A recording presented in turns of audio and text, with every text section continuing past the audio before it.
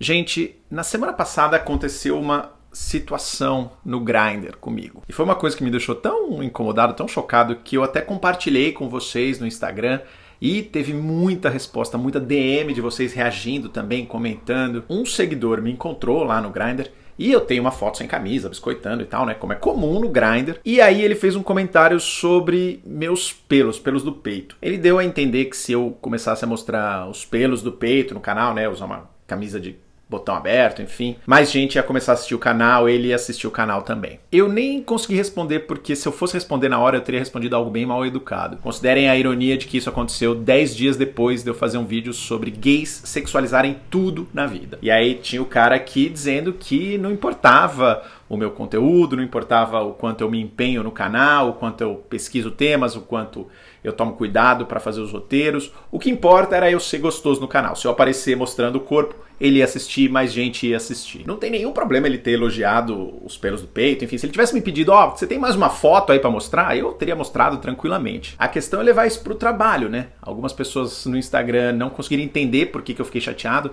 e aí eu dei um exemplo. Imagina você tá no seu trabalho e aí seu chefe ou um cliente chega para você e fala: eu até te daria um aumento de salário, uma promoção, um bônus, se você mostrasse mais o seu corpo. Não importa quão competente você seja, ou quão empenhado você seja, eu quero ver o seu corpo e é isso que importa. Não é uma coisa legal de ouvir. E não importa que isso aconteceu no Grindr. Se o seu chefe te visse na praia e falasse a mesma coisa, ia ser inapropriado da mesma maneira. Mas, assim, eu entendo, eu não tô com raiva do cara, passou a raiva foi só na hora. Eu entendo que ele tava tentando fazer uma cantada, falar alguma coisa divertida, e quem nunca falou uma besteira na hora que tava tentando passar uma cantada em alguém, né? Tudo bem, tá tudo tranquilo. Mas essa história acabou ficando na minha cabeça porque me lembrou uma outra história e tá conectada aí com outros vídeos do canal que eu fiz recentemente e que eu queria compartilhar com você. A história de um dos caras mais bonitos que eu já fiquei na minha vida, mas que eu terminei porque ele fez uma cagada que eu acho que muitos caras não percebem que estão fazendo.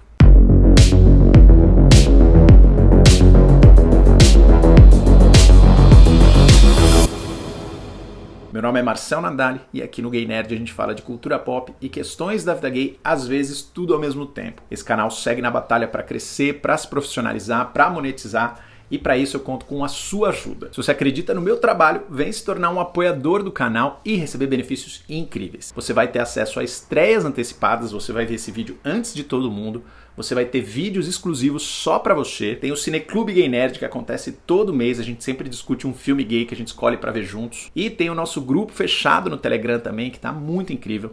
Tá reunindo pessoas muito bacanas, gente sincera, gente honesta, gente querendo conversar, se conectar com outras pessoas. Falar de assuntos sérios, mas falar de besteira também, contar da vida, contar dos problemas. E eu conheci vários deles agora no último domingo, dia 20, no encontro do Gay Nerd. Foi bem legal. Quer saber mais? Clica no botãozinho Seja Membro embaixo do vídeo para ver todos os níveis de apoio e os benefícios de cada um deles. Você também pode doar pelo Pix quando e quanto você quiser. Todo valor ajuda muito, muito, muito mesmo. E para quem já doou, eu agradeço de coração. O que foi essa história que eu tenho para contar? Eu conheci o André no finalzinho de 2019, então essa história foi em meados ali de 2019. Na verdade eu conhecia esse cara já há uns 10 anos mais ou menos, vamos chamar ele de João. Eu tive um date com o João uns 10 anos atrás e a coisa nunca foi pra frente. Eu lembro que o date que eu levei ele, eu tinha ganhado um ingresso pra ir assistir Batman on Ice. Eu lembro que teve uma apresentação, sei lá se foi no Ibirapuera, onde foi.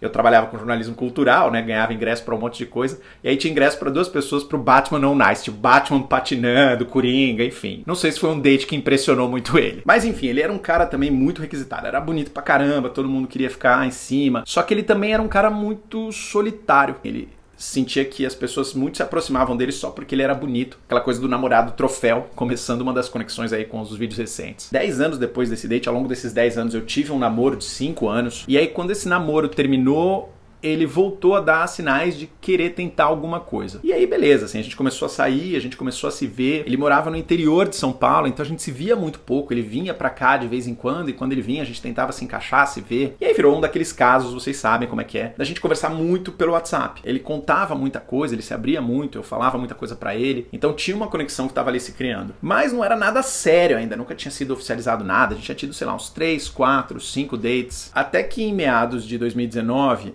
eu fiz um vídeo sobre a minha depressão. Foi meu primeiro vídeo sobre a minha depressão. Foi um vídeo muito difícil, assim, foi muito doloroso. Eu gravei quase de improviso, porque eu ia gravar outra coisa, e aí na hora eu tava com tanto peso, eu tava no auge da depressão, eu tava tão mal que eu não consegui falar de outra coisa que não fosse esse desabafo. E aí eu choro pra caramba no vídeo, foi bem catártico, mas foi bem problemático também, porque eu não estava sendo tratado ainda, né? Eu sabia que estava com depressão, eu estava identificando todos os sinais, mas eu estava relutando. Quando eu insisto para vocês que depressão precisa passar por diagnóstico e tratamento, não adianta tentar sozinho, é porque eu já fiz isso sozinho e não dá, não adianta. A minha família veio conversar comigo, super preocupado, os meus amigos vieram conversar, os seguidores mandaram um monte de mensagem, foi o começo de uma conexão que eu ainda tenho com muitos seguidores que também passam por isso. Quando você se expõe de uma maneira tão vulnerável sobre esse assunto, parece que você cria uma ligação imediata com outra pessoa que também tem depressão. É muito incrível. E aí, no meio desse rolê todo, né, de falar com todo mundo, de começar a receber contato de psiquiatra, indicação e marcar o psiquiatra, enfim, eu me dei conta de que o João não tinha vindo conversar comigo sobre isso. E aí tinha passado um dia depois do vídeo, 2 dias, 3 dias, 4 dias, né? Eu achando que talvez ele pudesse ver depois. E aí você se sente estranho nessa posição, porque você fica pensando, eu não fiz isso pra ganhar a atenção das pessoas. Será que eu fiz isso pra ganhar a atenção das pessoas, pra ganhar a atenção dele? Mas, pô, é um cara que fala que gosta de você, se importa com você e não tava lidando com esse fato que era enorme, que era gigantesco. E aí eu puxei o assunto, eu falei, cara, você viu meu vídeo sobre depressão, que eu tô deprimido, tô meio mal? Aí ele falou, não assisti não. E aí eu fiquei meio chateado, assim, eu perguntei, porra, mas cara, é um vídeo super importante, super sério e tal, eu tô abrindo meu coração lá. E ele, mas eu não gosto muito de YouTube, eu não tenho hábito de ficar vendo vídeo no YouTube. E isso tudo bem, isso pra mim foi até ok. Eu, particularmente, também não sou um grande fã de ver vídeo no YouTube. Revelações aqui, eu não sou um grande consumidor de YouTube. Mas mesmo assim, sabe, a thumb do vídeo, que eu tô com cara de choro, tá falando sobre depressão, tava no meu Instagram. E mesmo que ele não tivesse visto a thumb, não tivesse visto o vídeo, cara, eu acabei de falar pra ele na mensagem, pô, eu tô com depressão. Pô, o cara que você gosta, né, seja um amigo, seja um ficante, um namorado, o que fosse, o cara te conta que dá com depressão, você tem que ter uma reação humana. E o fato é que a coisa não foi pra frente, ele não puxou assunto sobre isso, a gente não falou sobre isso, a gente falou muito por cima, ele perguntou, como é que você tá e tal. Não foi o suficiente, eu fiquei tão chateado. E aí já pensando na conexão com outro vídeo recente, que foi sobre como ajudar uma pessoa com depressão. Eu sei que foi difícil manter a coisa depois disso, assim. A gente já se via muito pouco e eu percebi que eu não queria transformar aquilo em algo maior, eu não queria que aquilo evoluísse para de fato um namoro. Eu percebi que não era uma pessoa que eu queria que fosse meu namorado. E não é nada contra ele, assim, não é que ele era um canalha, filha da puta, que não tinha coração. Ele é um cara incrível, a gente se fala até hoje pelo Instagram, de vez em quando, a gente manda mensagem um pro outro, como é que você tá? Eu torço muito por ele. É só que você percebe que tem horas que as coisas não batem, assim, os valores não batem. Você gosta da pessoa, você tem carinho, você sabe que ela tem carinho por você, mas não é o suficiente para virar um namoro. Não é só carinho, não é só amor que define um namoro. E aí a gente terminou, eu conversei com ele, eu terminei com ele, ele ficou mega chateado, ficou muito puto. Ainda mais por esse motivo, de novo, ele entendeu, mas só porque eu não gosto do YouTube, ou porque, enfim, ele não captou direito a questão. A gente ficou um tempo sem falar, e aí, sei lá, 3, 4 meses depois ele voltou aqui pra São Paulo, a gente se encontrou. Ele ainda tava bravo, mas a gente teve uma conversa e foi muito boa, foi uma conversa muito carinhosa. Ele sabe que eu gosto muito dele, gosto dele até hoje, ele gosta de mim também. Mas a gente terminou em bons termos. E aí, por que eu tô contando essa história, né? Primeiro porque tem a ver com essa história de namorado troféu, eu acho que tinha uma parte de mim que era motivada por isso também. Eu também queria muito que o namoro desse certo, porque todo mundo queria ficar com o João, e nossa, o João me escolheu, enfim. Minha autoestima tava no lixo, né? Eu tava com depressão, enfim, tinha acabado de ser demitido da Abril. Eu acho que tinha uma coisa de tentar melhorar a minha vida a partir dele, que é um erro. Eu sei que era um erro. Tem a coisa de como ajudar alguém com depressão, certamente não do jeito que ele fez, mas tem uma conexão com essa história do Grindr que eu comecei aí no vídeo. Por que a história do Grindr me lembrou sobre isso? Porque pouco depois de eu ter terminado com o João, eu conheci o André. E o André é um cara que tem 1 milhão de qualidades. É um cara incrível. Eu tô ficando emocionado. Fazer vídeo sobre depressão eu começo a ficar mexido. Mas uma das qualidades que eu fui percebendo com o tempo, fui lidando com o tempo, e fui descobrindo, e fui me apaixonando cada vez mais e continuo me apaixonando, é o quanto o André apoiou sem nenhum medo a minha carreira. Eu sempre tive muito medo, vocês sabem disso, eu sempre tive muita reserva.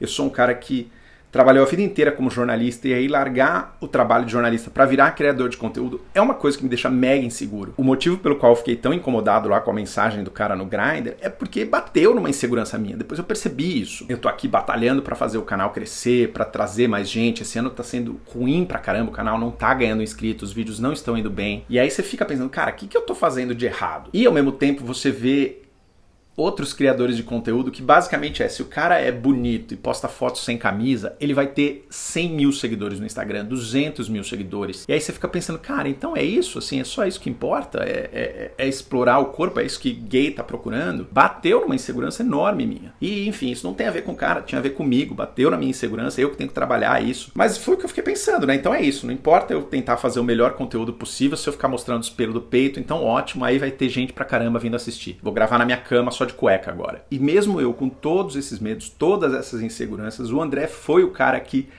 sempre acreditou no canal. E olha que assim, quando a gente começou a ficar lá no final de 2019, o canal, eu acho que não tinha nem 10 mil seguidores. Não é que ele pensou assim, nossa, aqui tô pegando um influenciador que está em ascensão, que é famoso. Não era nada, cara. O canal era pequeno, era amador, eu não tinha agência, nunca tinha feito um publi. E ele olhou aquilo desde o começo e ele sempre apoiou, ele nunca teve dúvida. Ele sempre assiste os vídeos, ele comenta nos vídeos, ele comenta comigo. Ele foi o primeiro apoiador financeiro do canal. E aí, ao longo desses anos que a gente tá junto, eu fui me dando conta de que eu terminei aquele namoro com o João, aquele rolo com o João, em parte foi por causa da depressão e do jeito como ele tratou, mas também porque eu percebi que ele não respeitava o meu trabalho. Eu não acho que ele precisava ser um super consumidor da coisa, mas se ele não tinha interesse nenhum pelo meu trabalho, e meu trabalho é uma coisa que me define tanto, não ia dar certo. Então eu lembrei disso tudo lá com aquela postagem do Grindr, do menino que fez a cantada atrapalhada no Grindr, porque me lembrou disso. Eu nunca vou conseguir ter interesse por alguém, seja pra transar, seja pra namorar, seja o que for, seja pra ser amigo,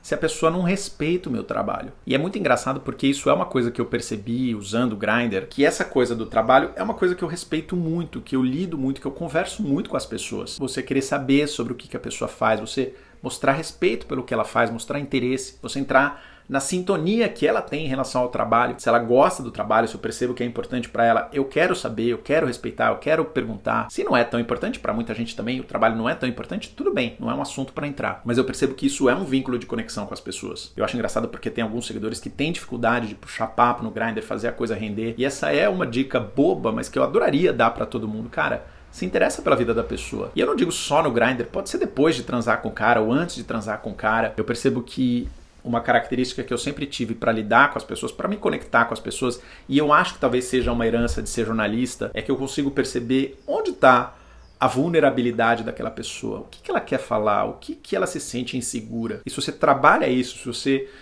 entende isso, respeita, traz segurança em algum nível para ela se solta, ela se abre, ela se conecta. E é isso, né? O cara do Grindr veio conversar comigo e ele bateu diretamente na minha pior insegurança da pior maneira possível. E o João, de certa maneira, também. Na verdade, ele bateu em duas grandes inseguranças, né? Meu trabalho e minha depressão, que estão conectados. Agora eu queria saber de você. Eu cobri tanto assunto nesse vídeo que a gente pode falar de um monte de coisa.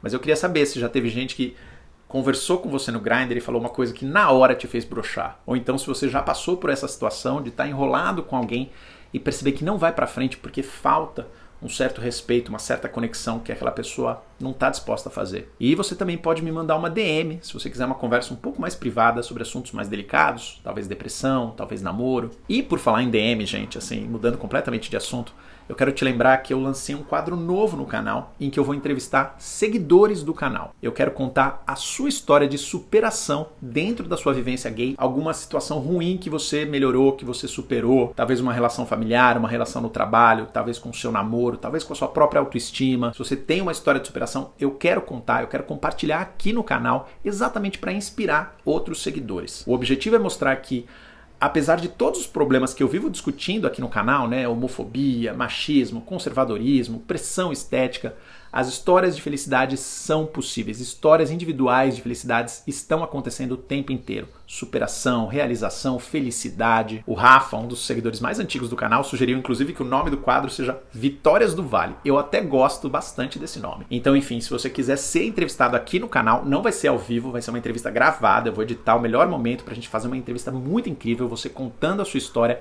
Se você quiser participar, manda um e-mail para canalgaynerd@gmail.com contando um pouco dessa sua superação. Eu vou ficar muito feliz de ler as histórias de vocês e trazer aqui para o canal. Então a gente se vê em breve, no próximo vídeo, ou lá na minha caixa de e-mail, ou nas DMs. Cada vez mais gay, cada vez mais nerd.